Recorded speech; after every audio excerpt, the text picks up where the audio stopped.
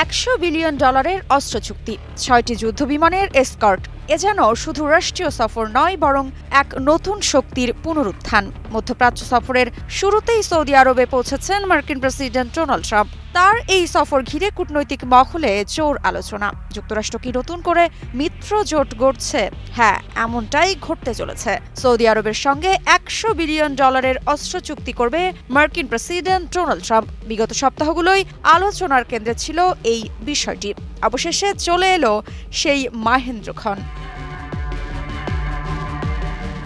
13ই মে Saudi আরবে পৌঁছান Donald Trump. Air force one বিমানটিকে শেষ 30 মিনিট ঘনিষ্ঠভাবে এসকর্ট করে 6টি সৌদি F-15 যুদ্ধবিমান। ড্রামাটিক এই দৃশ্য সামাজিক যোগাযোগ মাধ্যমে ছড়িয়ে পড়ে মুহূর্তেই। রিয়াদের কিং খালেদ আন্তর্জাতিক বিমানবন্দরে বিমান থেকে নেমে সৌদি যুবরাজ মোহাম্মদ বিন সালমানের সঙ্গে করমর্দন করেন ট্রাম্প। ট্রাম্পকে স্বাগত জানানো হয় সৌদি রাজকীয় ঐতিহ্যের অংশ ল্যাভেন্ডার রঙের কার্পেটে।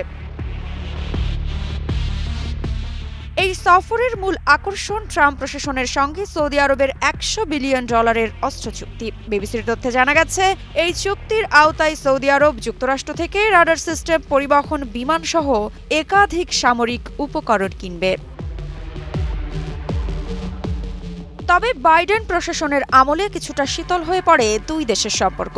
ইয়েমেন যুদ্ধ এবং সাংবাদিক জামাল খাশোগি হত্যাকাণ্ড ঘিরে সৌদি আরবকে অস্ত্র বিক্রিও স্থগিত করেছিল ওয়াশিংটন। তবে ট্রাম্পের এই সফর ইঙ্গিত দিচ্ছে পুরনো সম্পর্ক আবারও নতুন উচ্চতায় পৌঁছে গেছে।